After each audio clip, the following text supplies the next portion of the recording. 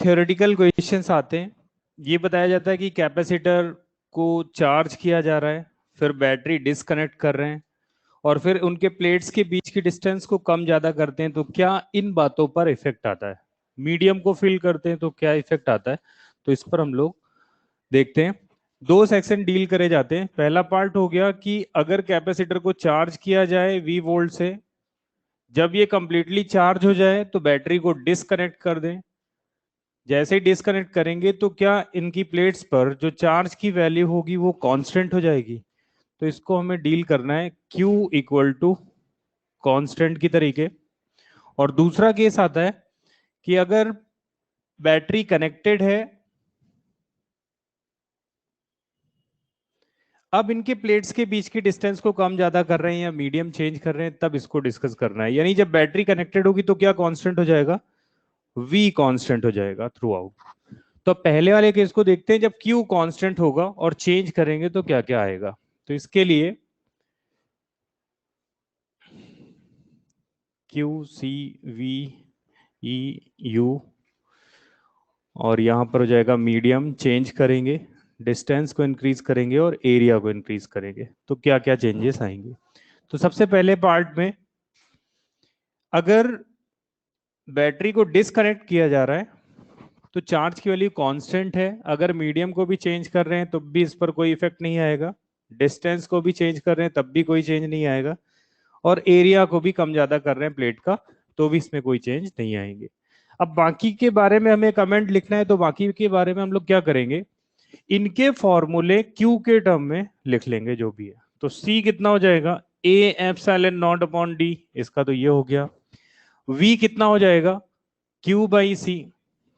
E कितना हो जाएगा, Q upon A epsilon not, और अगर मीडियम होगा तो इतना।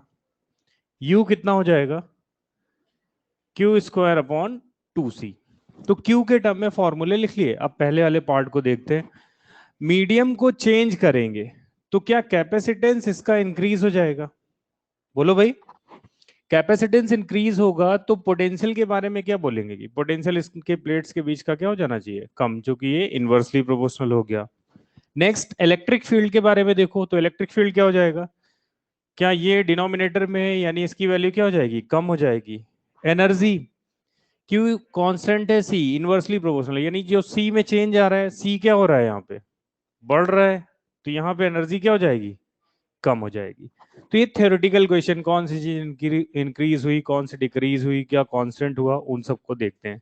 नेक्स्ट जो पार्ट है डिस्टेंस, अगर डिस्टेंस को हम लोग इंक्रीज कर रहे हैं, चार्ज पर कोई चेंज नहीं आ रहा है, कैपेसिटेंस क्या हो जाएगा, कम हो जाएगा। कैपेसिटेंस के बाद अगर वोल्टेज की बात कर रहे हैं तो कैपेसिटेंस कम हो रहा है, यानी वोल्टेज क्या हो जाएगा, इंक्रीज हो जाएगा। इलेक्ट्रिक फील्ड, क्या इफेक्ट पड़ेगा इस पर, ये तो इंडिपेंडेंट होता है डिस्टेंस पे, कैसा हो जाएगा ये, कांस्टेंट। यहां पर U की बात, क्या C की वैल्यू क्या हो रही है, डिक्रीज हो रही है, तो U क्या हो जाएगा, इंक्रीज हो जाएगा। नेक्स्ट आता है एरिया, प्लेट एरिया अगर इंक्रीज किया जाए, प्लेट एरिया इंक्रीज करेंगे, चार्ज पर तो कोई चेंज नहीं, चार्ज फिक्स है, C की वैल्यू इंक्रीज हो जाएगी। C इंक्रीज होगा तो V क्या हो जाएगा, डिक्रीज हो जाएगा। इधर देखो यहाँ पे, अगर एरिया को इंक्रीज करें तो अरे Q upon A epsilon not है, डिक्रीज हो जाएगा।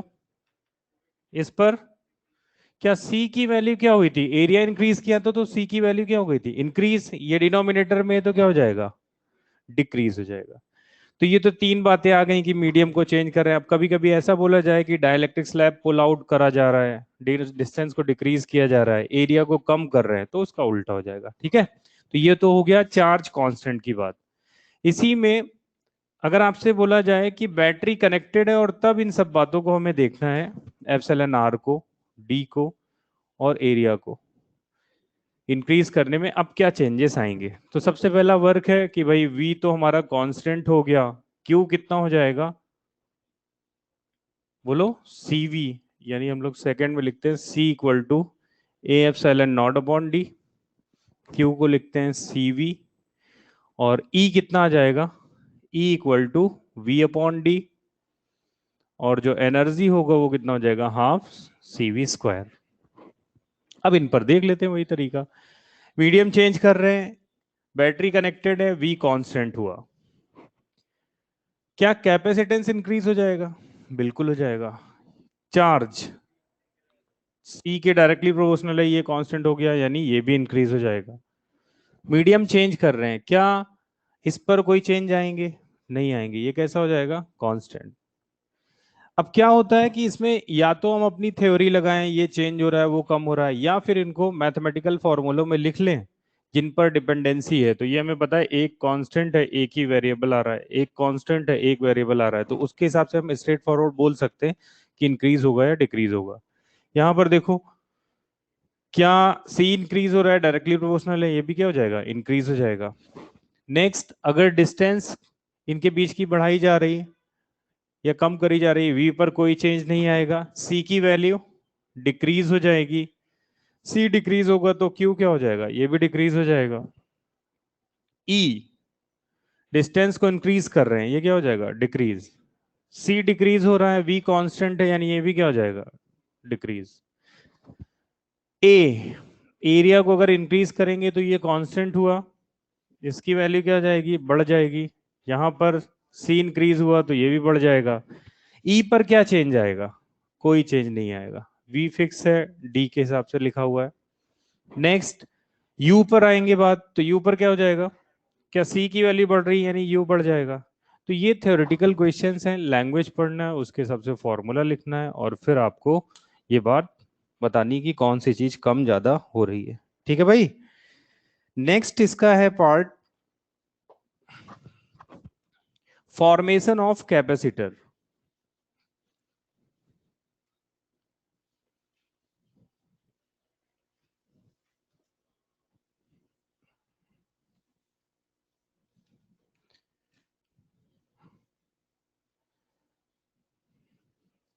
तो फॉर्मेशन ऑफ कैपेसिटर में आपको तरीके बताए थे। पहला वाला तो ये कि भाई कंडक्टर का शेप एंड साइज चेंज कर दो, दूसरा क्या था? मीडियम को चेंज कर दो, तीसरा क्या था? इसके सराउंडिंग में एक कोई दूसरा अनचार्ज कंडक्टर रख दो, तो जो कॉम्बिनेशन बनेगा। अब और तरीका क्या है कि अगर हमने मल्टीपल डाइलेक्ट्रिक स्लैब्स रखी हुई हैं अलग अलग तरीके की इसके कैपेसिटेंस को इंक्रीज करने के लिए, तो जैसे हमारे पास एक पैरेलल प्लेट कैपेसिटर है, प्लस क्यू माइनस क्यू, इनके बीच में हमने क्या किया? एक डाइलेक्ट्रिक स्लैब इंसर्ट कर दी टी थिकनेस की, जिसका जो डाइलेक्ट्रिक कांस्टेंट है वो के का है, और इनके बीच की डिस्टेंस डी की। आपसे कहा जाए कि भाई इसका कैपेसिटेंस बताइए कितना हो जाएगा, तो कैपेसिटेंस निकालने का जो तरीका है उसको देखो। क्या करेंगे? इस स्लैब को इस प्लेट की तरफ लेकर आएंगे, तो अपने को ये मालूम चल जाएगा कि भाई ये पूरी स्लैब इस तरफ चली गई टी थिकनेस की, और डी माइनस टी थिकनेस पर क्या एयर आ जाएगी। इक्विवेलेंट डायग्राम तो बना ही सकते हैं। अब अगर इस वाले पार्ट को आप देखो तो क्या ये कॉमन हो गया? एक कैपेसिटर इधर फॉर्मेशन हो रहा है और एक इसका इस तरफ फॉर्मेशन हो रहा है, यानी हमारे पास ये दो कैपेसिटर्स के फॉर्म में नजर आएगा। एक ये हो गया आपका C1 और दूसरा हो गया ये C2। इसमें कितनी डिस्टेंस है? D माइनस टी की, और ये इतना। तो C1 C2 क्या सीरीज में कनेक्टेड है? तो इनका जो इक्विवेलेंट कैपेसिटेंस आएगा वो कितना लिख देंगे? C equivalent equal to C1 C2 upon C1 plus C2। C1 की वैल्यू बताना। C1 equal to plate area पे कोई चेंज नहीं है, एप्सिलॉन नॉट के का डाइलेक्ट्रिक कांस्टेंट है, थिकनेस कितनी है? टी की। C2 कितना हो जाएगा? इसमें एयर फील्ड कैपेसिटर हो गया, ये कितना है? ए epsilon naught upon D minus T. जब आप इसको यहां पर सब्स्टिट्यूट करेंगे तो जो वैल्यू निकल के आएगी epsilon naught A upon D minus T plus T by के हिसाब से आ जाएगी। इसको सिंप्लीफाई करेंगे तो अब या तो ये फॉर्मूला याद रखें तो अपने को पता चल जाएगा पार्शियल फील्ड डाइलेक्ट्रिक का किस तरीके से हम लोग सॉल्व करते हैं। इसी में अब इसी के कुछ एप्लीकेशंस हैं, जैसे इसी पैरेलल प्लेट कैपेसिटर को अगर कंप्लीटली किसी मेटेलिक प्लेट से रख दिया जाएगा, फिल कर दिया जाए इनके बीच में, तो क्या मेटेलिक प्लेट रखेंगे? मेटल का के कितना होता है? इनफाइनाइट। बोलो भाई। तो क्या ये दोनों जो चार्ज हैं या तो अर्थिंग होती है, अरे होती है ना, तो के कितना हो गया? ये इन्फिनिटी हो गया। के इन्फिनिटी होने की वजह से क्या इधर से चार्ज देंगे और ये यहाँ पर आ जाएगा? कल इसकी बात हुई थी शायद कि इसका पोटेंशियल कितना हो जाएगा, 0। तो कैपेसिटेंस कितना निकल के आएगा, C equal to Q by V. V आपका 0 हो गया तो C की वैल्यू क्या हो जाएगी, इनफाइनाइट। अगर इसी में T थिकनेस का मेटेलिक स्लैब रखते तो क्या इसको शिफ्ट करके यहां पे आ गया, T थिकनेस यहां आ जाएगी D माइनस टी। तो सिंपली ये देखो, जब मेटेलिक प्लेट है इसको इधर शिफ्ट कर रहे हैं तो क्या ये मेटल मेटल प्लेट मिलके क्या एक ही तरीके का बिहेव करने लगेगा, एक प्लेट, बोलो? तो इफेक्टिव डिस्टेंस कितनी हो गई, डी माइनस टी की। फॉर्मूले में रख के भी फाइंड आउट कर सकते हैं, के की वैल्यू इन्फिनिटी रखिए, कितना हो गया, 0। कितना आ जाएगा, epsilon naught A upon D minus T. यानी इसका जो इफेक्टिव कैपेसिटेंस आ जाएगा वो ए epsilon naught upon D minus T का। अब अगर मल्टीपल डाइलेक्ट्रिक स्लैब इंसर्ट कराई जाए, जैसे ये हमारे पास हो गया पैरेलल प्लेट कैपेसिटर और इस पर हमने T1 थिकनेस, ये हो गया T2 थिकनेस का, और एक बना दिया Tn थिकनेस, ये K1 K2 ये आ गया Kn। इसका कैपेसिटेंस फाइंड आउट करना है तो उसी का ये एक्सटेंशन है। क्या लिखेंगे, epsilon naught A upon D minus T, T1 plus T2 up to Tn plus T1 by K1 up to कितना हो जाएगा, Tn अपॉन Kn। तो दो दे रखे हो, इसके हिसाब से आपको सॉल्व करना है। तो इतने सारे n तो नहीं मिलने, लेकिन हाँ दो स्लैब अलग अलग डाइलेक्ट्रिक कांस्टेंट की इंसर्ट करा के हमसे कैपेसिटेंस के बारे में पूछा जा सकता है, जिसमें हो सकता है एक मेटालिक हो एक डाइलेक्ट्रिक स्लैब हो। तो उस तरीके से आपको सॉल्व करना है, ठीक है। अगर इसी में कभी इस तरीके का बन के आ जाए, पैरेलल प्लेट कैपेसिटर है, बोल रहे हैं कि एक वायर से ऐसे कनेक्ट कर दिया जा रहा है, तो ये वायर से कनेक्ट करना, मेटेलिक प्लेट से कनेक्ट करना, क्या दोनों सिमिलर हो गए, दोनों का पोटेंशियल क्या हो गया, 0, यानी कैपेसिटेंस कितना आ जाएगा, इनफाइनाइट। तो ये तो हो गया स्टैंडर्ड केस। इसी में और थोड़ा चेंज करें कि अलग अलग किस वे से हम डाइलेक्ट्रिक स्लैब को रख के कैपेसिटेंस कैलकुलेट कर सकते हैं, वो देखो। जैसे हमारे पास एक पैरेलल प्लेट कैपेसिटर है, हमने कहा कि भाई इसको कंप्लीटली फिल्ड करें, लेकिन कुछ इस तरीके से कि आधा पार्ट इसका K1 डाइलेक्ट्रिक स्लैब रखा जा रहा है, डाइलेक्ट्रिक कांस्टेंट, और ये हो जाएगा K2।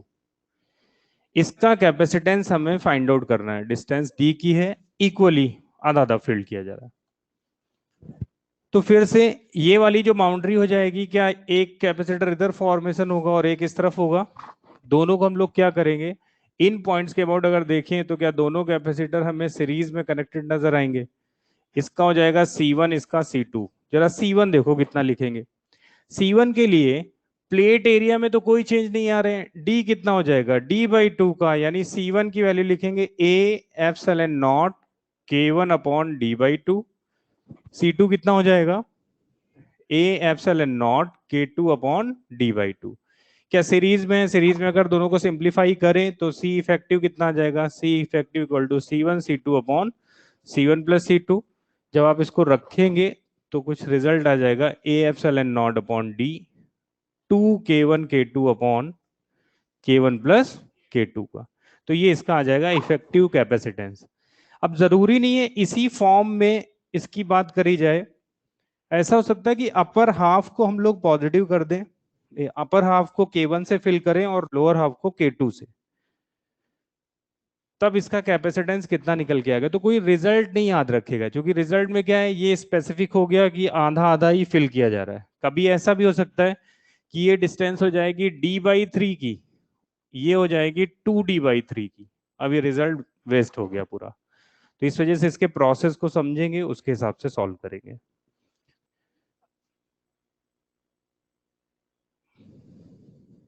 अगर इसमें अपर हाफ हमने K1 से और लोअर हाफ को K2 से फिल किया हुआ है, इक्वली डिवाइडेड है, कुछ नहीं दे रखा है, तो डायग्राम को देख के समझेंगे कि क्या है भाई, इक्वल डिवीजन है, यानी इसका प्लेट एरिया कितना हो जाएगा, A/2, इसका कितना हो जाएगा, A/2।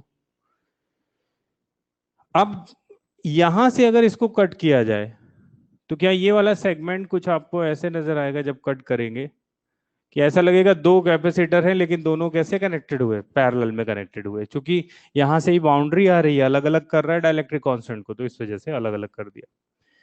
इसका कैपेसिटेंस अगर लिखो C1 कितना लिख सकते हैं, A/2 epsilon naught K1 upon, क्या डिस्टेंस बिटवीन प्लेट्स अभी वही है, अब की बार एरिया अलग हो गया, यहां पर कितना आ जाएगा C2 equal to A/2 epsilon naught K2 upon D, यानी इसका इफेक्टिव कैपेसिटेंस आ जाएगा C effective equal to A epsilon not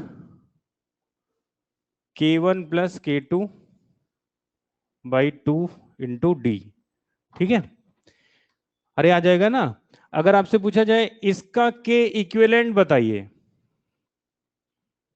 तो के इक्विवेलेंट के लिए क्या एज्यूम करेंगे भाई, इसको पूरा सॉल्व कर लिया तो के इक्विवेलेंट की वैल्यू क्या नजर आ रही है, K1 प्लस K2/2, उसी में उस तरीके से बोला जाए क्या हो जाएगा, तो वो 2K1 K2 upon K1 plus K2। अब नेक्स्ट, ये तो हो गए स्टैंडर्ड फॉर्म की भाई, अगर ऐसे आधा आधा फिल कर दिया, और ज्यादा डाइलेक्ट्रिक स्लैब अगर इंसर्ट करते हैं तो कैपेसिटेंस कैसे निकलता है वो देखो।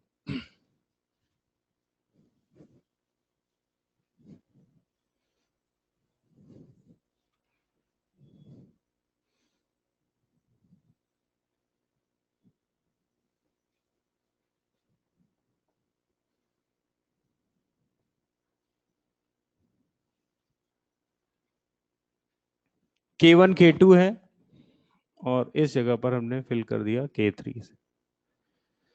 अब फिर से वही है, अगर कुछ नहीं दे रखा है तो अपने को ये मालूम चल रहा है कि ये इक्वल डिवीजन में, मतलब ये कितनी डिस्टेंस पर होगा D/2। इसको देखोगे तो ये लगेगा अपर हाफ है A/2, लोअर हाफ है A/2। अब इन पॉइंट्स के बाद इसको डिवाइड करना है, तो क्या इस तरीके से एक कट लगाएंगे तो अपने को पता चलेगा कि नहीं ये वाला पार्ट ऊपर आ गया, यहां से एक कट लगाएंगे तो मालूम चलेगा कि ये और ये कैपेसिटर क्या दो सीरीज में हो गए, अपर हाफ वाला और लोअर हाफ वाला जो हो जाएगा वो इस तरीके से एक कैपेसिटर बन गया। तो अब पुराना तरीका भाई, दो सीरीज में उसके साथ क्या दे रखा है, ये पैरेलल में है, तो कैसे सॉल्व करेंगे, ये हो गया C1 C2 C3। बताओ भाई C1 की वैल्यू क्या लिखी जाए, C1 इक्वल टू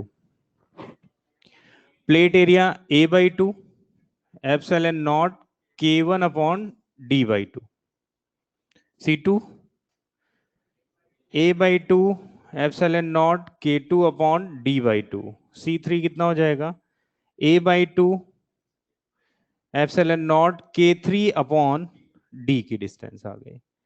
तो मालूम है भाई दोनों सीरीज में होंगे, तो देखते हैं जरा सीरीज में कितना आ जाएगा, C1 C2 upon C1 plus C2, और फिर जो सॉल्व करेंगे क्या प्लस C3 हो जाएगा। देखते जरा इसका के इफेक्टिव कितना निकल के आता है, ये आ जाएगा C इक्विवेलेंट, जरा इसको सिंप्लीफाई करें तो ये 2 2 कैंसिल आउट हो गए, C1 C2 A epsilon naught upon D, क्या यहाँ आ जाएगा K1 K2 upon K1 plus K2, बोलो भाई, और यहाँ कितना आ जाएगा, ये पूरा A epsilon naught K3 upon 2D। यानी अगर इफेक्टिव की बात करी जा रही तो A epsilon naught upon D common ले लिया गया, कितना आ जाएगा K1 K2 upon K1 plus K2 plus K3 upon 2, ये आपका आ जाएगा इक्विवेलेंट के, जो तीनों का मिला के आ रहा है। अब मेन जो अपने को प्रोसेस समझ में आ रहा है कि क्या करना है कि बाउंड्री लाइंस इसको डिवाइड करके देखना है, एरिया कैसा है उसको लेके चलना है। कभी कभी अब ऐसा हो कि भाई यहाँ K3 ना दे रखा हो, एयर इस जगह पर रखा हुआ है, ऊपर से डिवाइड कर रहे हैं, तो क्या ये दोनों कैपेसिटर और ये वाला एयर बन जाएगा, सॉल्व करने का तरीका यही रहेगा। तो तरीका यही हुआ, रिजल्ट किसी के याद रखने लायक है भी नहीं इसमें। अगर इसी में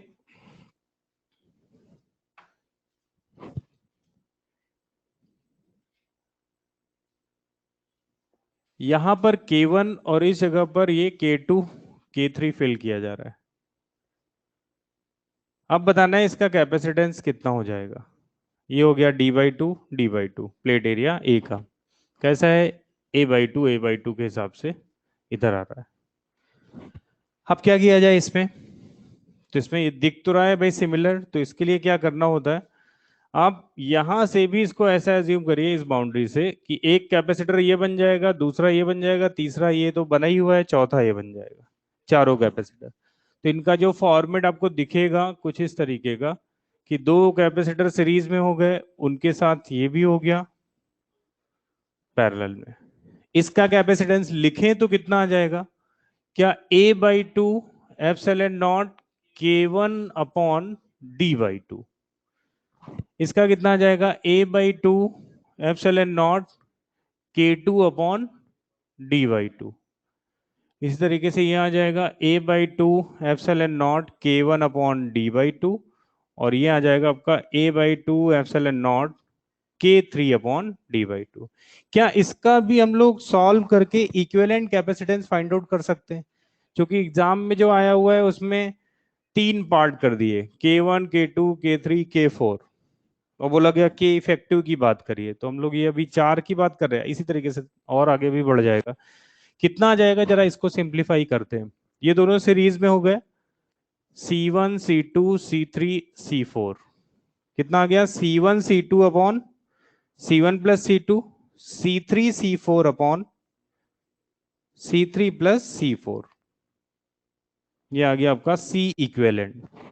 कितना आएगा बोलो भाई, क्या बाई टू कैंसिल आउट हो गए, ये A epsilon naught upon D, K1 K2 upon K1 plus K2, और ये आ जाएगा A epsilon naught upon D K1 K3 upon K1 plus K3। ये कॉमन लिया, इसे सिंप्लीफाई किया उसके हिसाब से, ठीक है। वैसे जितने रिजल्ट हैं इस फॉर्म में ना देके आपको वो चीज करनी है, 1/C1 प्लस 1/C2। अरे ये हो गया इसका पार्ट, और इधर सिंप्लीफाई करेंगे तो रेसिप्रोकल, उससे मिलता जुलता आंसर अपने को समझ में आ जाएगा, पूरा सॉल्व करने की जरूरत नहीं पड़ेगी कि इस पैटर्न पे लेके आए। ठीक है भाई, तो ये तो हो गया फॉर्मेशन ऑफ कैपेसिटर, जिस तरीके से भी ऐसा दे रखा हो तो हमें सॉल्व करना है। नेक्स्ट आता है इसी में, प्लेट्स इस तरीके से ना देके एक स्टैक का फॉर्मेशन हो, मतलब n नंबर ऑफ प्लेट्स हो और उनको ज्वाइन किया जाए, और फिर कहा जाए हमसे इक्विवेलेंट कैपेसिटेंस फाइंड आउट करिए। जैसे ये हमारे पास कुछ प्लेट्स हैं इस तरीके से रखी हुई हैं, इनके बीच का गैप है D का और प्लेट एरिया A का। सबसे पहला काम है कि जितनी प्लेट्स होती, कैपेसिटर फॉर्मेशन के लिए प्लेट्स की रिक्वायरमेंट कम से कम 2, यानी प्लेट्स इसमें कितनी, 1 2 3 4 5 6, कितने कैपेसिटर का फॉर्मेशन होगा, अरे 6 है ना, तो 6 - 1 5 कैपेसिटर फॉर्म होंगे। अब जरा देखते हैं कि इसका अरेंजमेंट कैसा दे रखा है, ए बी टर्मिनल है, किस तरीके से इसको कनेक्ट किया जा रहा है, तो वो देखो।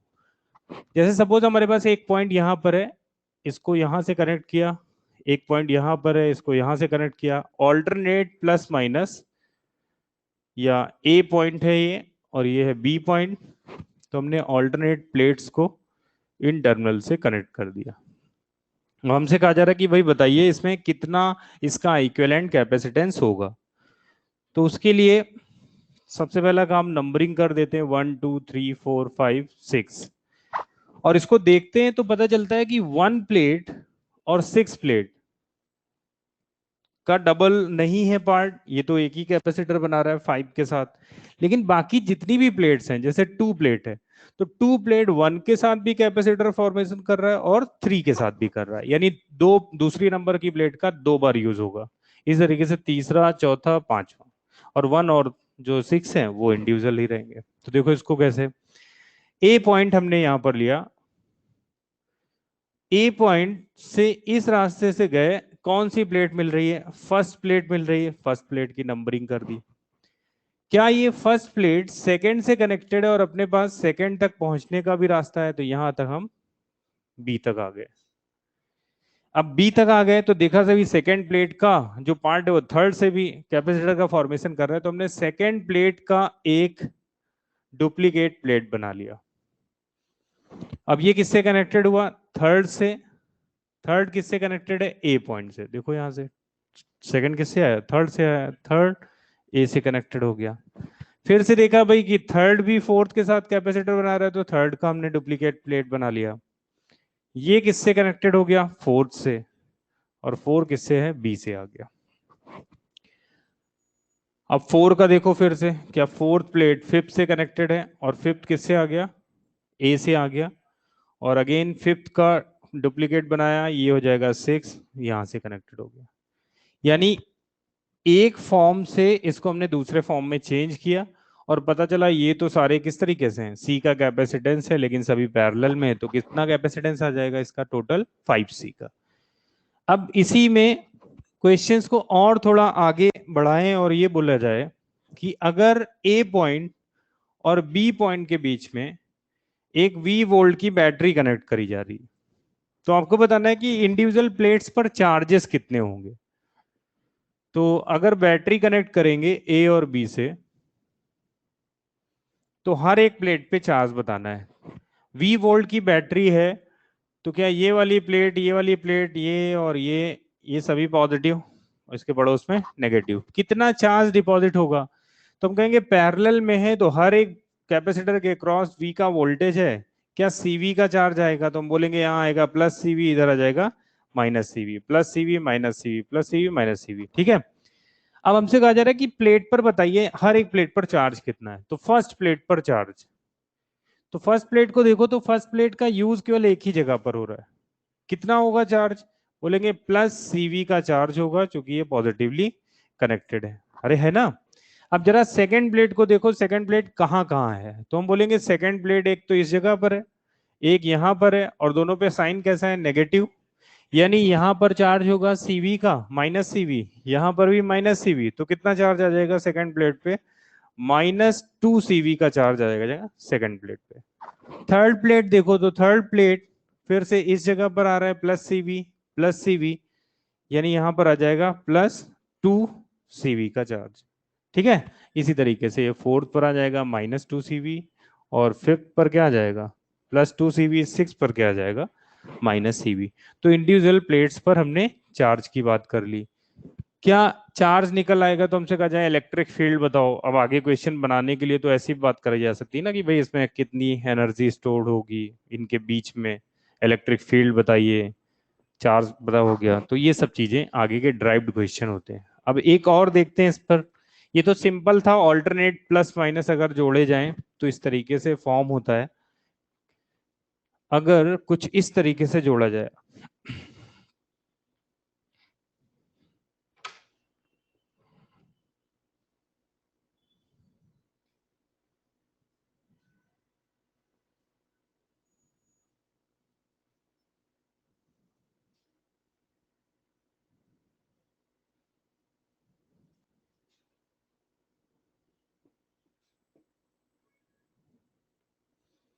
6 प्लेट्स हैं और ये वायर से इनको इस तरीके से कनेक्ट कर रहे हैं, 1 2 3 4 5 6। कैपेसिटर का फॉर्मेशन 5 का, ये आसपास लगे हुए वायर हैं। तो हम लोग क्या करेंगे, जब इसे इसका डायग्राम ड्रॉ कर रहे होंगे तो इनको थोड़ी देर के लिए हटा देते हैं, लास्ट में जोड़ देंगे। जब डायग्राम हमारा ड्रॉ हो जाएगा तो लास्ट में देखेंगे भाई कितना बन रहा है, कितना बच रहा है, उसको यहाँ से कंप्लीट करेंगे। तो फिर से फर्स्ट प्लेट है, हमें ए टर्मिनल से बी पॉइंट तक पहुंचना है सारे कैपेसिटर्स कवर करते हुए। तो सब तो नहीं हो पा रहे हैं, ये तो पता चल रहा है। फिर से वही कि एक प्लेट है, अब तो यहाँ कनेक्टेड हो गई, तो स्ट्रेट फॉरवर्ड भी नहीं बोल सकते कि इसका या क्या यूज है। तो क्या सेकंड वाली प्लेट 2 बार यूज हो रही? अरे बोलो। थर्ड वाली प्लेट भी 2 बार यूज हो रही। अब इनको इनको कनेक्ट कर रहे हैं तो इनके बारे में क्या बोलेंगे? तो एक ही प्लेट हो गया ना कंडक्टर, अगर वायर से जोड़ेंगे तो हम लोग क्या करते हैं, ड्रॉ करते जाते हैं नंबरिंग के बेसिस पे। तो हमने ए टर्मिनल बना लिया। ए के पास कौन सी प्लेट है? बोलेंगे पांचवी प्लेट है। तो पांचवी किससे कनेक्टेड हो रही है? 6 से कनेक्टेड हो रही है, और 6 के आगे का रास्ता पता नहीं है, तो इसको एज इट इज ऐसे छोड़ दिया गया। क्या पांचवी प्लेट वापस से 4 से भी कनेक्टेड है, और फोर्थ वाली थर्ड से कनेक्टेड है, और थर्ड वाली सेकंड से, और सेकंड से हम लोग बी तक पहुंच जाएंगे। तो हमने फोर्थ का एक डुप्लीकेट प्लेट बनाया, ये थर्ड से कनेक्ट कराया। थर्ड का एक डुप्लीकेट प्लेट बनाया, इसको हमने सेकंड से कनेक्ट किया, और सेकंड से हम लोग पहुंच गए बी तक। ठीक है। अब देखो 1 2 3 4 4 कैपेसिटर हो गए, एक और बचा बी से। क्या सेकंड वाली प्लेट का डुप्लीकेट बनाया जाए? वो किससे कनेक्टेड होगा? 1 से। तुमने भाई 1 प्लेट बनाया और 1 के बाद का रास्ता कुछ मालूम नहीं है, ऐसे ही छोड़ दिया गया इसको। अब जो कनेक्टिंग वायर्स लगे हुए हैं, तो इसमें आप देखो कौन कौन सी प्लेट को ये कनेक्ट कर रहे हैं, 1 और 4th को। तो 1 और 4 कहाँ है? इस जगह पर है। तुमने क्या किया, 1 और 4 ऐसे ज्वाइन कर दिया। फिर इसी तरीके से 3rd और 6, तो 3rd है और ये 6 है, इसको ज्वाइन कर दिया। अगर इन सभी के बीच की स्पेसिंग वगैरह अभी कुछ नहीं दे रखा, तो हमने डी लिया और प्लेट एरिया ए का लिया, तो क्या हर एक का जो कैपेसिटेंस होगा वो सी का ही होगा? तो यहाँ आ जाएगा सी की वैल्यू। और ये आपको समझ में आ रहा है कि ए और बी पॉइंट के लिए क्या ये व्हीटस्टोन ब्रिज जैसा दिख रहा है? कौन सा कैपेसिटर रिमूव किया जाए? ये वाला।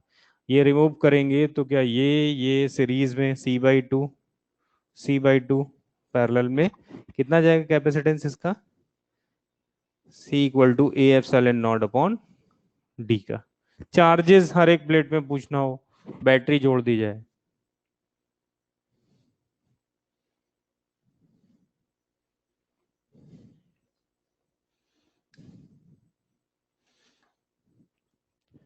क्या आप सर्किट को रीड्रॉ करना पड़ेगा? ये हो जाएगा 5, ये हो गया 6, और इधर आ जाएगा 3, ये हो गया 2, और यहाँ पर है 5th, फिर 4th, फिर 4th को किससे कनेक्ट किया है? 1 से, और 1 क्या हो गया? 2, ये इधर आ गया बी, ये हो गया पॉजिटिव, और इधर आ गया नेगेटिव। तो हर एक के क्रॉस पोटेंशियल ड्रॉप, उसके बेसिस पर हमें फाइंड आउट करना कि भाई कितना चार्ज आ जाएगा। तो बताओ V वोल्ट की बैटरी कनेक्टेड है,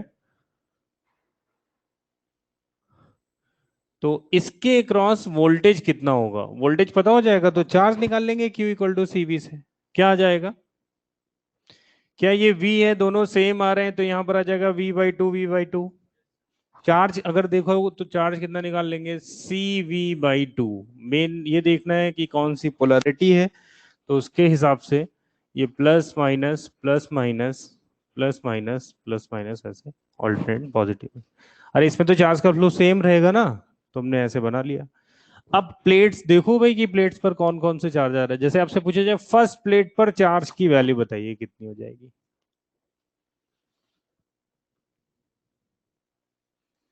जो कैपेसिटर दिख रहा है उसमें क्या हर एक प्लेट पर चार्ज की वैल्यू है CV/2? प्लस माइनस को छोड़ दो, वो तो देख के मालूम चलेगा।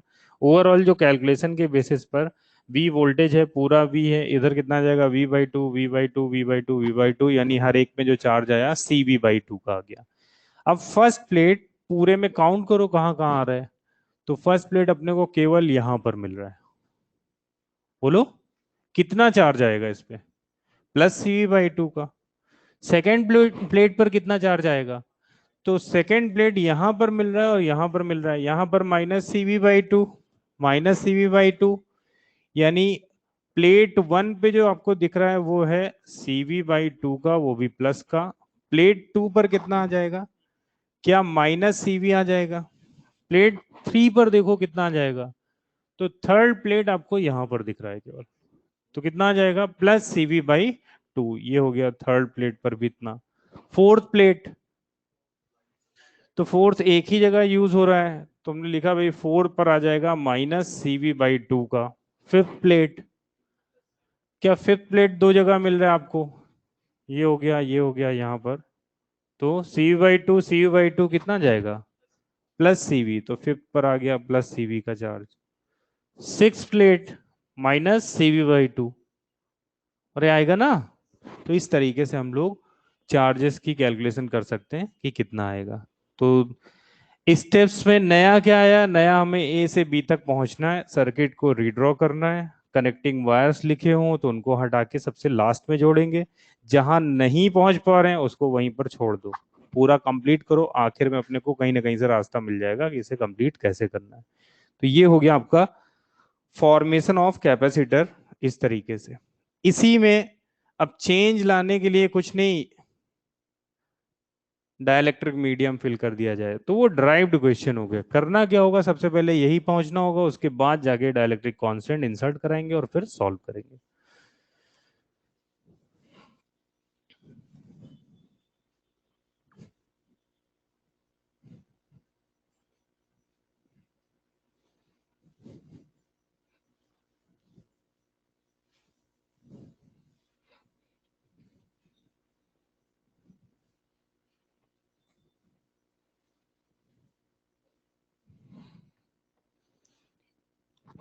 सर्किट सॉल्विंग में देख लो एक दो क्वेश्चन उसके भी, सीरीज पैरेलल का तो कर ही चुके हैं, लेकिन इसमें देखो क्या आएगा।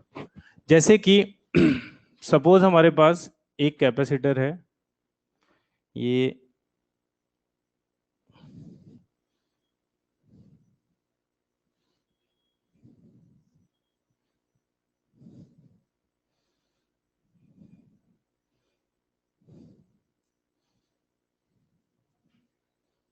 हो तो नहीं गया ये। आपको बताना है कि हर एक कैपेसिटर के क्रॉस पोटेंशियल डिफरेंस कितना होगा या चार्ज कितना होगा, फिर से वही कहानी आ गई रेजिस्टेंस वाली रिपीट होते हुए। मतलब क्या क्या पूछ सकता है, charge on each capacitor, energy stored in each capacitor, voltage across each capacitor, या किसी पॉइंट्स के क्रॉस का वोल्टेज। इतने तरीके की बातें किसी भी सर्किट से एसोसिएटेड हो सकती। तो इसको कैसे सॉल्व किया जाएगा, तो हमने कहा था कि करंट की बहुत सारी चीजें मैच करती हुई दिखती। तो हमें क्या करना है, यहाँ पे पॉइंट पोटेंशियल मेथड यूज करना है। ये 0 वोल्ट, 0 वोल्ट, 0 वोल्ट, ये कितना आ जाएगा 5 वोल्ट, यहाँ पर कितना आ जाएगा 10 वोल्ट। अगर इसको एज्यूम करें एक्स, तो एक्स हमने बताया था आपसे कि सबसे ग्रेटर मान के चलते हैं। अगर ये Q1 का चार्ज इधर जा रहा होगा, Q2 का इस तरफ जा रहा हो, Q3, और ये हो जाएगा चार्ज यहाँ पर। ठीक है, ऐसा एज्यूम कर लिया कि भाई इस जंक्शन से पोटेंशियल ज्यादा है तो चार्ज हर बाहर जा रहा होगा। अगर यहाँ KCL अप्लाई करें तो क्या लिख सकते हैं, Q1 plus Q2 plus Q3 equal to 0। कितना आ जाएगा Q1 की वैल्यू, x माइनस, क्या लिखेंगे भाई इसमें, अरे वहां लिखते थे V equal to I R, यानी I equal to V upon R की वैल्यू आती थी। यहाँ पे हमें क्या लिखना है, चार्ज, तो चार्ज Q इक्वल टू क्या लिखेंगे, C इंटू वी, और V क्या हो जाएगा डेल्टा V, यानी C1 इंटू एक्स माइनस 10।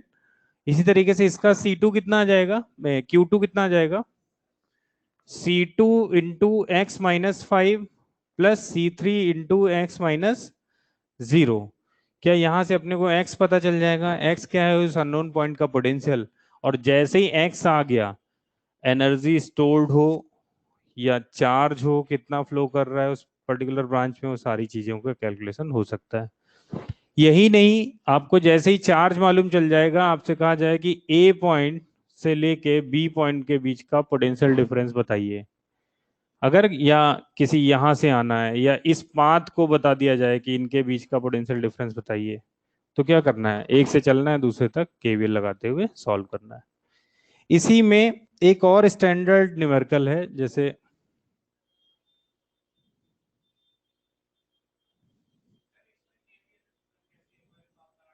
किसमें, इसमें केवीएल, तो केवीएल से सॉल्व भी कर लेते हैं उसको। केवीएल उसमें बताएं क्या, उसको केवीएल के तरीके से कैसे सॉल्व करेंगे वो देखो। केवीएल तो पार्ट में लग सकता है ना भाई, तो अगर हम लोग केवीएल से इसे लगाना हो तो केवीएल का एक एग्जांपल देख लेते हैं, वही इसमें लगाएंगे।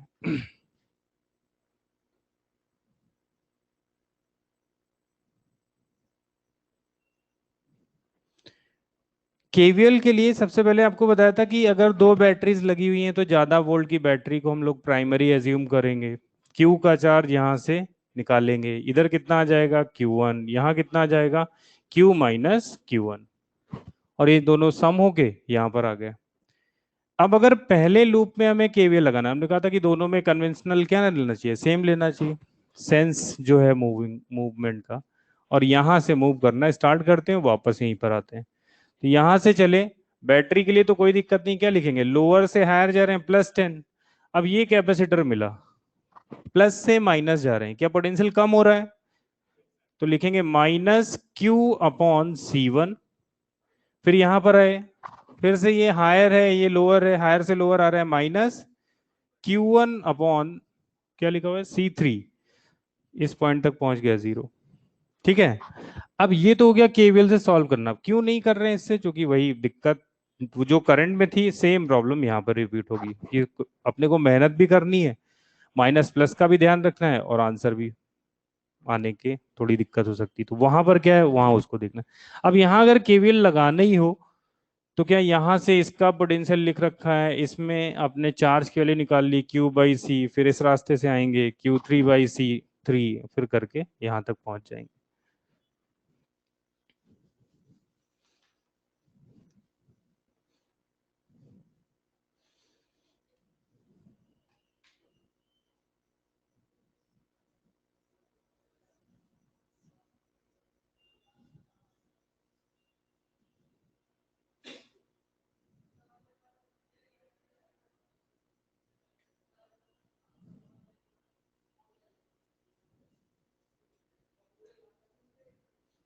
ये अलग अलग इनके कैपेसिटेंस दे रखे हैं।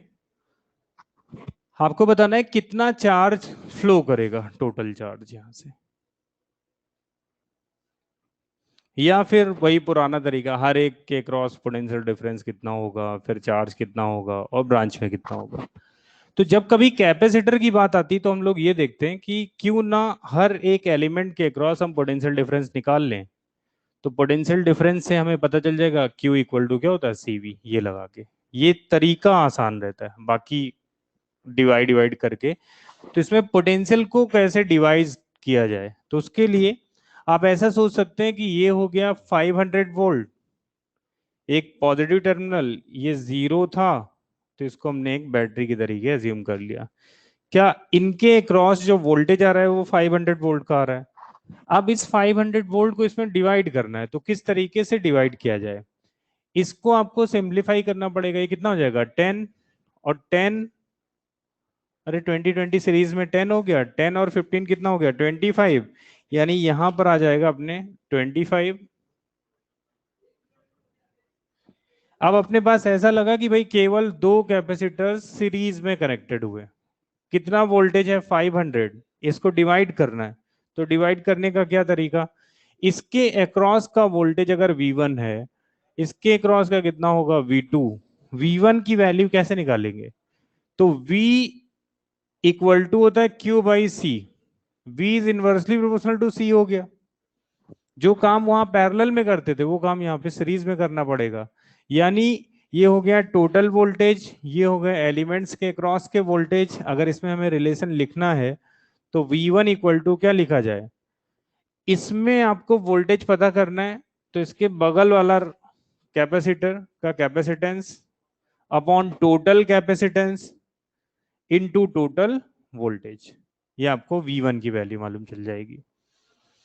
V2 टोटल में इसको माइनस कर देंगे तो बात आ जाएगी, या फिर आपको ये 10/10 प्लस 25 इंटू 500 हो जाएगा, तो V1 V2 निकल आया। जैसे ही V1 V2 आ जाएगा तो V1 की तो कोई दिक्कत नहीं, V2 फिर पुराने सर्किट पे आ जाते हैं, इसको अलग करके ऐसे। जो भी V2 आया, सपोज ये आ गया 50 वोल्ट, कुछ ज्यादा ही कम हो गया 200 वोल्ट अप्रोक्सीमेटली, मतलब ऐसे ही। क्या ये 200 वोल्ट इनके क्रॉस है V2 का? अगेन क्या डिवीजन करने पड़ेंगे अपने को? भाई यहां तो वोल्टेज मालूम चल गया अपने को पूरा, क्या यहां पर देखने के लिए फिर से इस पर डिवीजन कितना आ जाएगा 100 100? क्वेश्चन कुछ तो आसान देगा, हर जगह यही थोड़ी ना कराता रहेगा कि यही आप डिवाइड करते रहो। यानी किसी सेगमेंट में इसको करा लिया गया, किसी में आपको इक्वल डिवीजन मिल गए तो उसके बेसिस पर 100, और यहाँ पर 100। क्या हर एक के अक्रॉस आपको वोल्टेज मालूम चल गया, यानी चार्ज पता कर सकते हैं, पूरा उसको सॉल्व कर सकते हैं।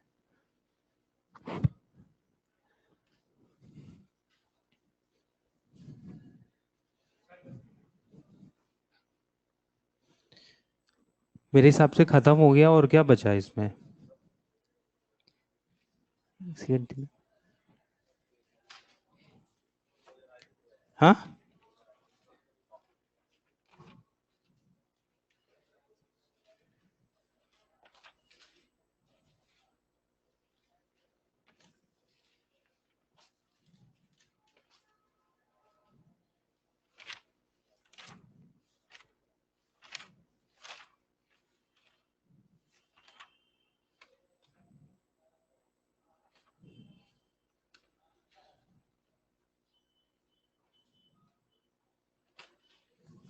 मैक्सिमम मैक्सिमम तो होता ही जा रहा है।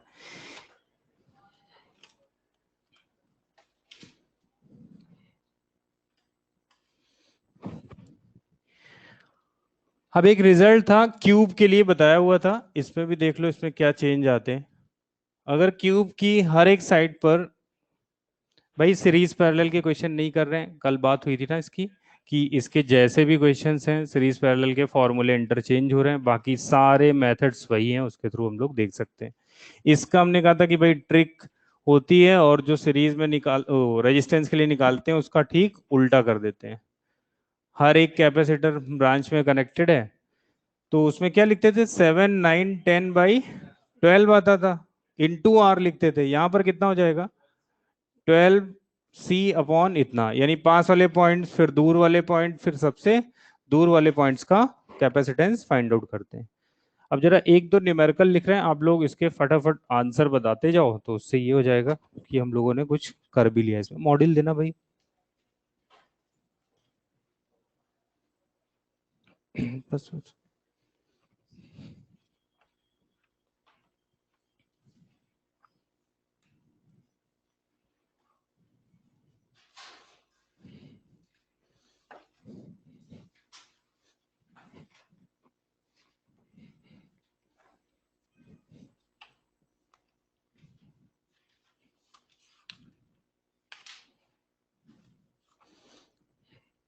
जो पेपर में आया है उसी उसी को कर लेते हैं, तो काम बन जाएगा अपना।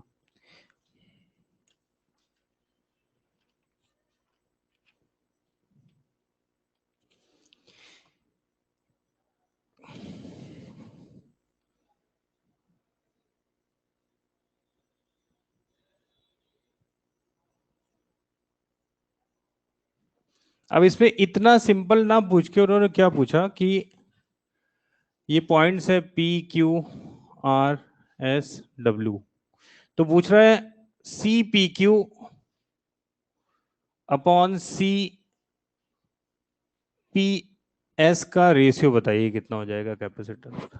तो इसमें पूरा जज हो गया कि मतलब दोनों काम हो गया। किसी एक पॉइंट के बाद पूछ तो बहुत ही ज्यादा आसान होता, तो इसको बताओ आंसर कितना आएगा, फिर अगला लिखते हैं।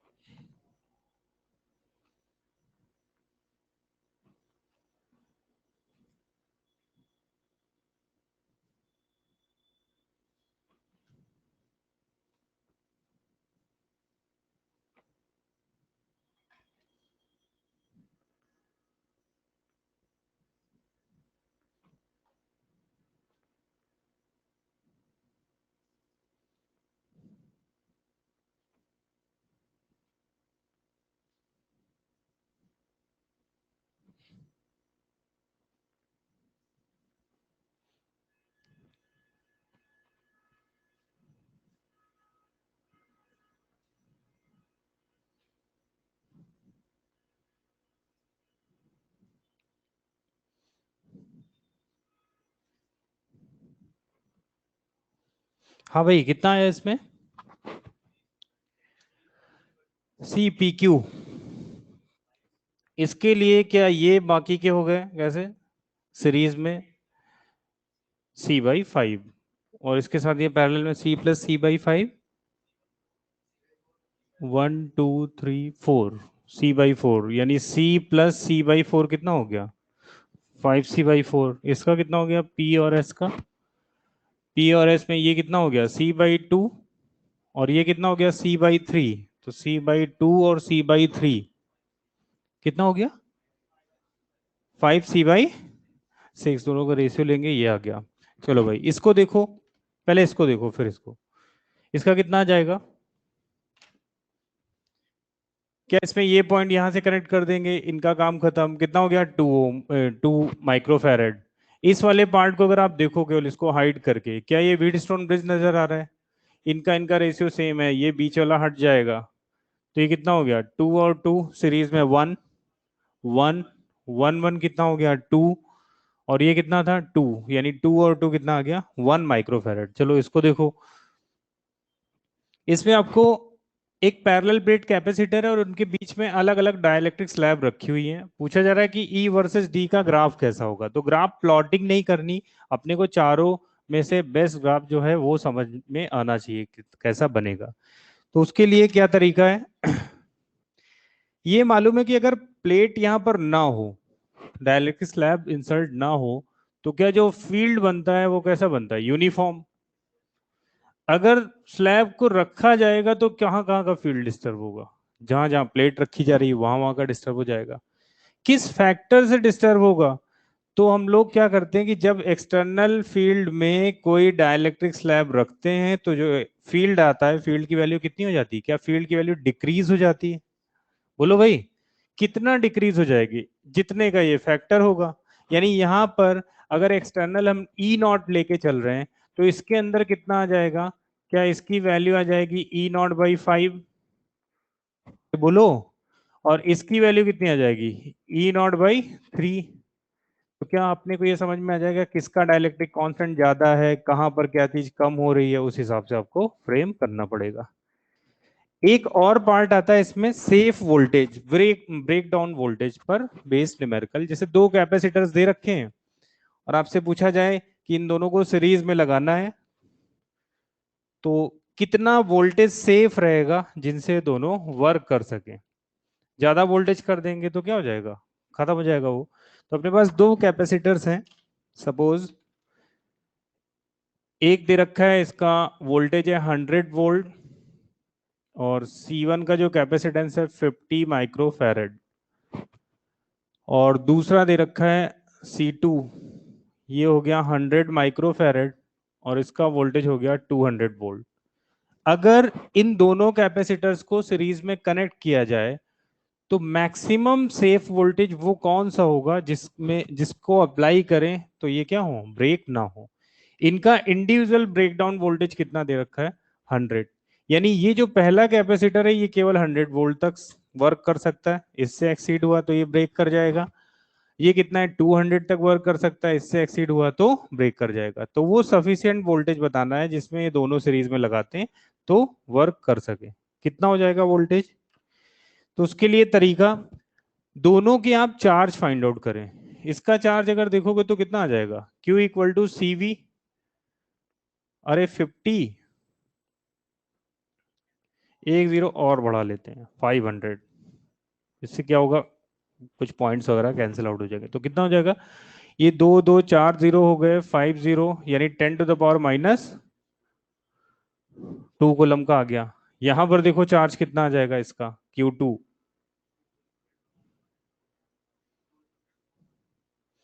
2 × 10⁻² का। तो कौन सा चार्ज कम है? बोलो। जो चार्ज कम होगा उसी को तो हम लोग फ्लो करा सकते हैं। मतलब कुछ डेटा हमने ऊट पटांग ले लिया है, समझ में आ रही कहानी क्या अपने को बात करनी है कि भाई दोनों के हमें इंडिविजुअल चार्ज निकालने हैं।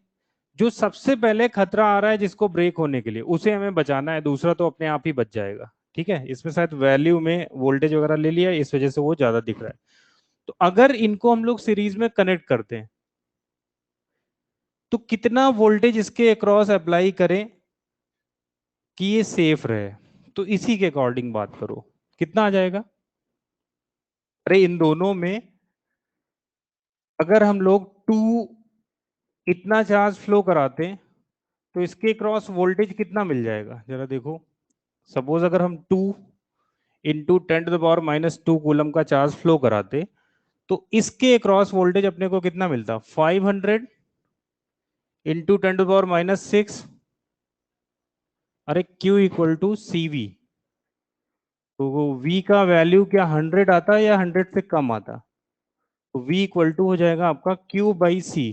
Q कितना हो गया, 2 × 10⁻² अपॉन 500 × 10⁻⁶। कितना आया ये वैल्यू, 6, और ये आ गया 10⁴। 4 इधर आया यानी 20, ये कितना आ गया, कुछ ज्यादा ही आ रहा है ये।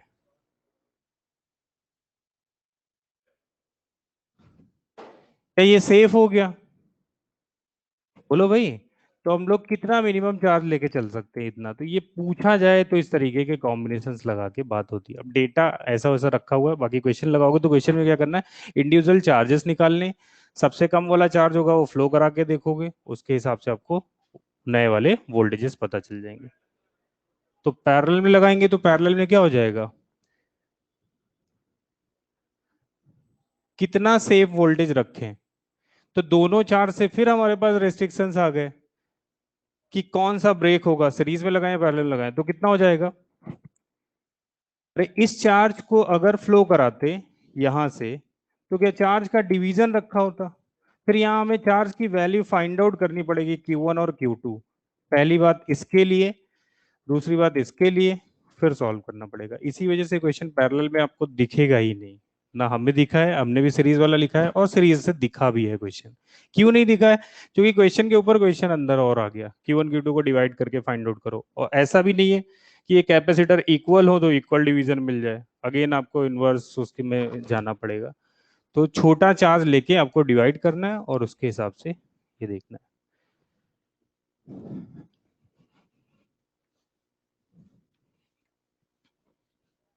वो बता दिया था, छोटे कैपेसिटर्स हैं उनसे बड़े कैपेसिटर का फॉर्मेशन करना है एनर्जी मेथड के थ्रू।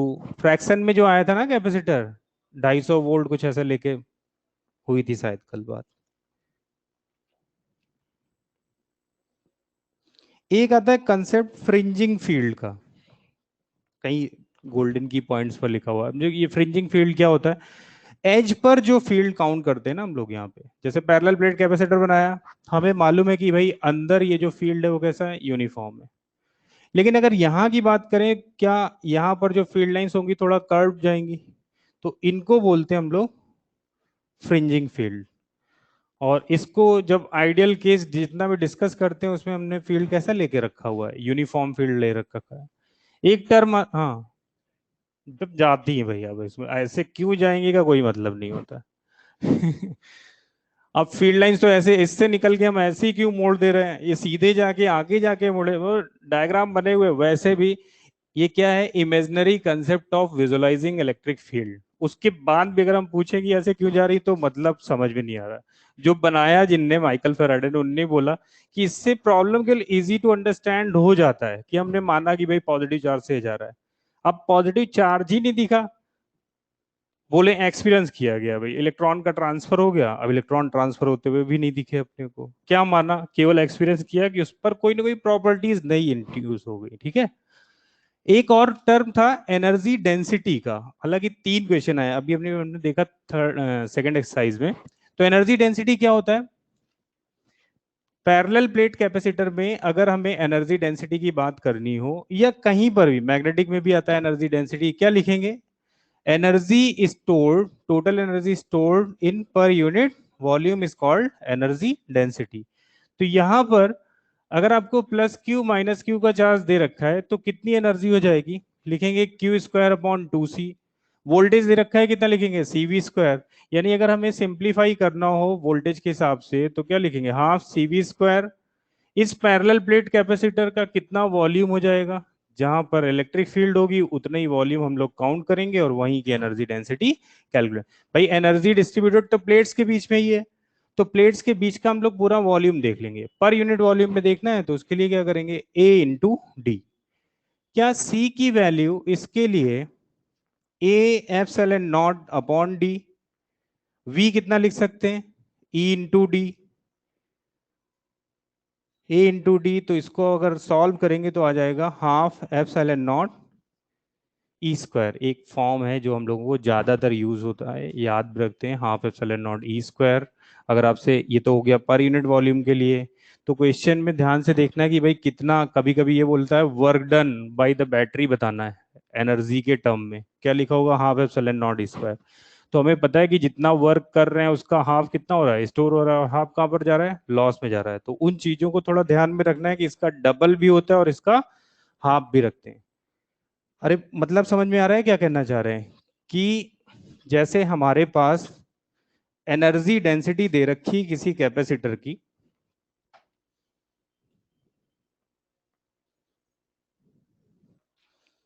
ये है half epsilon naught E square. आपसे पूछा जा रहा है वर्क डन बाई बैटरी बताइए कितना होगा। तो इसका वॉल्यूम है ए इंटू डी का। क्या हमारे पास एनर्जी स्टोर्ड इन कैपेसिटर आ जाएगा half epsilon naught E square into ए इंटू डी। क्या ये एनर्जी स्टोर्ड आ गया। पूछा जा रहा है वर्क डन बाई बैटरी बताइए, तो क्या वर्क डन बाई बैटरी इसका डबल हो जाएगा, तो epsilon naught E square into D. इस तरीके से भी वर्ड्स को इधर उधर घुमा के भी बातें करी जा सकती हैं।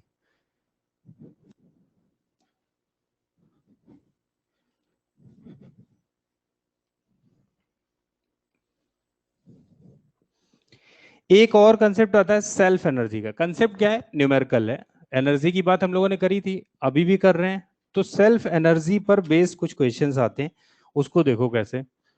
जैसे एक हमारे पास कैपेसिटर है आर रेडियस का, इसको हमने कुछ 8 आर डिस्टेंस पर प्लेस किया हुआ है। दूसरा कैपेसिटर है, इसका रेडियस है 3 आर, और इस पर चार्ज दे रखा है क्यू का, और यहां पर है +4Q। आपसे पूछा जा रहा है इस अरेंजमेंट की एनर्जी बताइए कितनी होगी। तो अरेंजमेंट की एनर्जी के लिए एक तरीका ये था कि जो शुरुआत में हमने पढ़ा था कि जब किसी कंडक्टर को चार्ज करते हैं तो चार्ज कहाँ पर होता है, सरफेस पर होता है। एनर्जी लिखनी होती तो क्या लिखते हैं इसकी, U इक्वल टू, बोलो भाई, क्यू स्क्वायर अपॉन 2C। सी की वैल्यू क्या लिख देंगे, ये आइसोलेटेड स्फीयर है तो Q upon 2 4 pi epsilon not into इसका जो भी रेडियस है। अरे है ना। तो इसको अगर अपने पुराने वाले पैटर्न से देखें तो कितना आ जाएगा, K Q square upon 2 into R. अरे ये वैल्यू तो हो गई, के हो गया क्यू स्क्वायर अपॉन 2 आर। तो ये होता है self energy of a conductor. तो इसकी तो एनर्जी ये आ गई के क्यू स्क्वायर बाई 2 आर की। अब हमें इस अरेंजमेंट पर जाना है। तो अरेंजमेंट के लिए क्या पेयर ऑफ चार्जेस अगर पास में रखें तो उसकी एनर्जी भी देखते हैं सिस्टम की, और इंडिविजुअल एनर्जी भी देखते हैं। तो अगर आपसे पूछा जा रहा है कि इस पूरे सिस्टम की एनर्जी बताइए, तो क्या पहले वाले कंडक्टर से एसोसिएटेड एनर्जी आ जाएगी K Q square upon 2 R first का। अगर सेकेंड की बात की जाए तो कितना आ जाएगा, K 4Q square upon 3 R, 2 into 3 R. अब दोनों को हम लोग पॉइंट चार्ज एज्यूम करके क्या दोनों की एनर्जी लिख सकते हैं। डिस्टेंस इसकी 8 आर की है, कितनी एनर्जी आ जाएगी, K Q 4Q upon 8 are. तो ये आ जाएगा इस तरीके से टोटल एनर्जी। तो यहाँ कहीं सेल्फ एनर्जी आए या इस तरीके का फॉर्मेशन दिखे तो आपको ऐसे ऐसे सॉल्व करना है।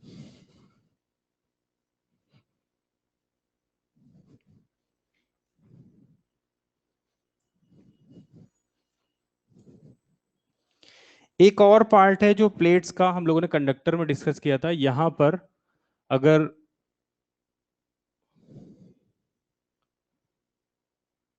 2Q है और 4Q है, आपसे बोला जाए एनर्जी स्टोर्ड इन कैपेसिटर बताइए कितना होगा। अब ये क्या है, ये आउटकम है, कंडक्टर और कैपेसिटर को मिला के जो क्वेश्चंस ऐसे बनते जा रहे हैं। पूछा जा रहा है एनर्जी स्टोर्ड बताइए कितनी होगी। डी की डिस्टेंस है इसकी, प्लेट एरिया ए का है।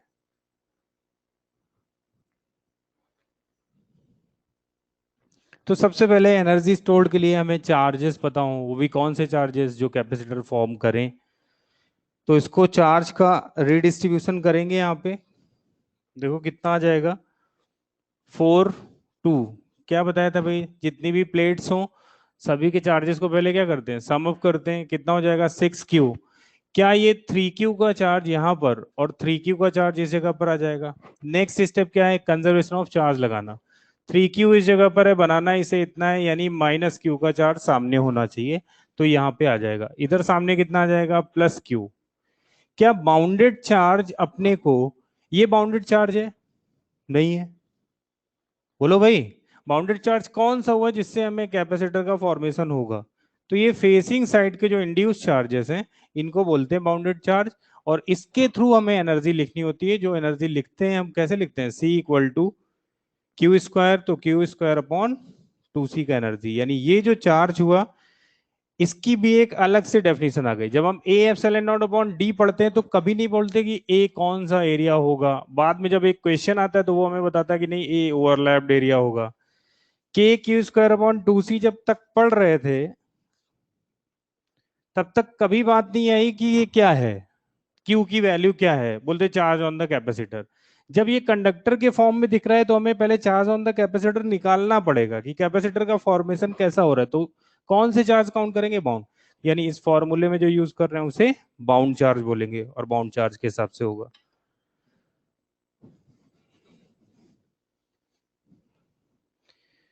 बोलो भाई, बातें समझ में आ रही हैं।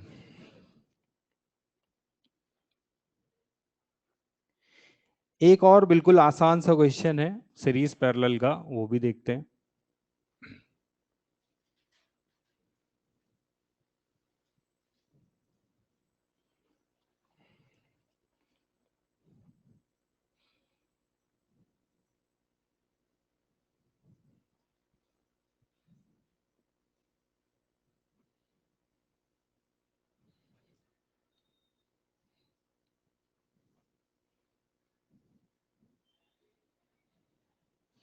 इक्विवेलेंट कैपेसिटेंस बताओ भाई, इसके अक्रॉस कितना होगा, पी और क्यू पॉइंट के अक्रॉस।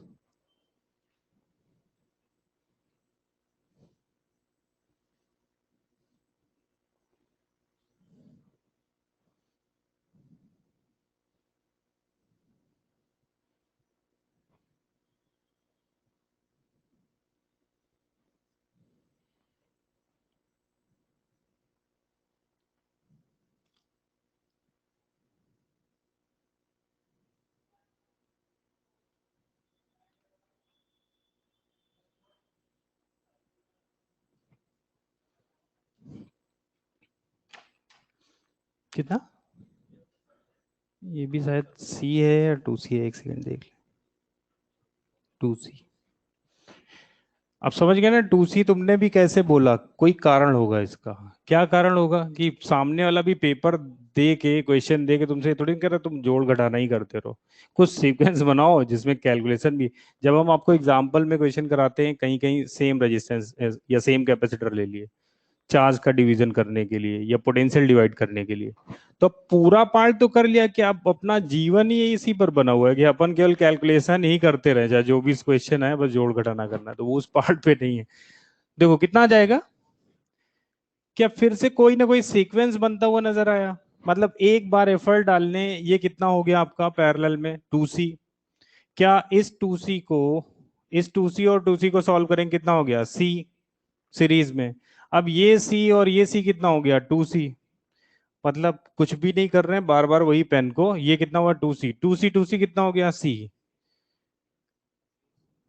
अरे बोलो, ये इसके साथ क्या है, पैरेलल में लगा हुआ है, यानी इक्विवेलेंट कितना आ जाएगा 3C। चलो इसका बताओ कितना आ जाएगा, 1 माइक्रोफैरेड है और ये 2 माइक्रोफैरेड है।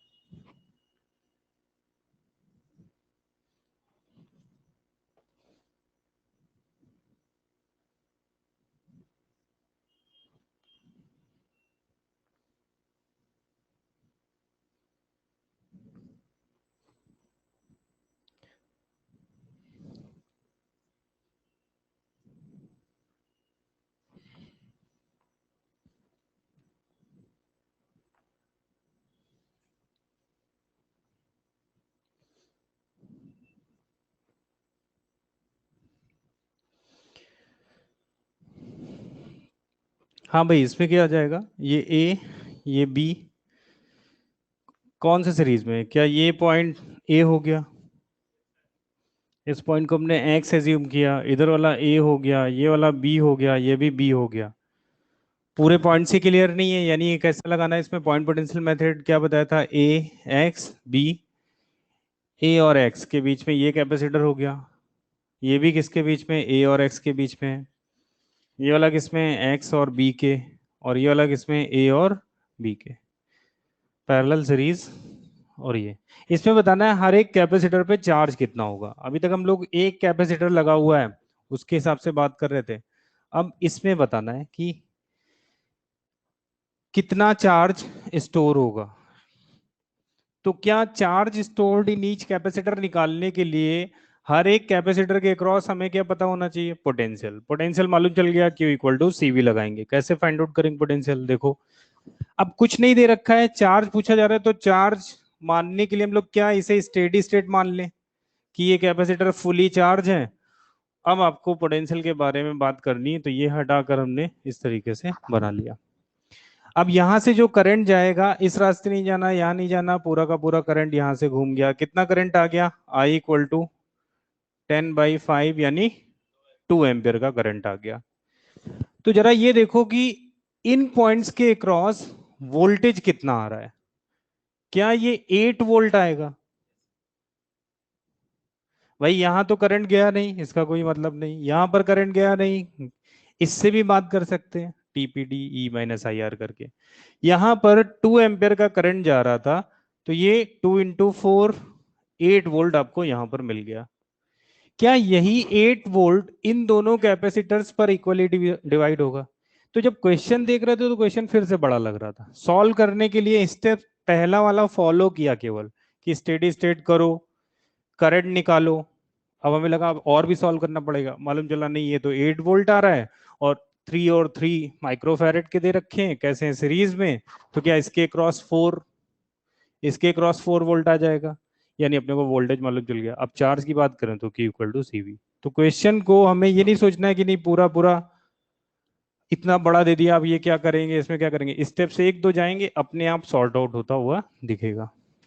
ठीक है भाई, बाकी इसके क्वेश्चन लगा लेना।